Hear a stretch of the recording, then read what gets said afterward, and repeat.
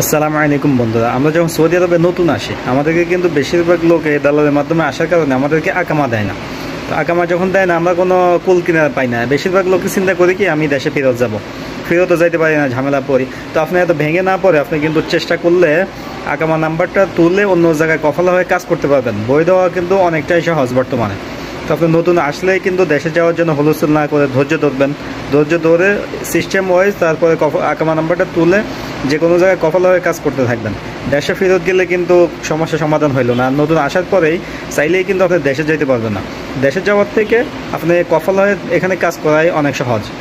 এটা হচ্ছে কথা। তো যারা বিশ্বস্ত লোক আছে এই ধরনের লোকের মাধ্যমে আকামা নাম্বারটা 3 মাস পরে, 3 মাস আগে না, 3 মাস পরে আকামা নাম্বারটা তুলে কিউআর খুলে আপসিল খুলে কফলা হয়ে কাজ করবেন, এটাই ভালো হবে। আরও বিস্তারিত জানলে এই বিষয়ে একটা ভিডিও আছে ইউটিউবে, সেটাও দেখতে পারেন। তো দেখা হবে নতুন একটা ভিডিওতে। ভালো থাকবেন, আল্লাহ হাফেজ।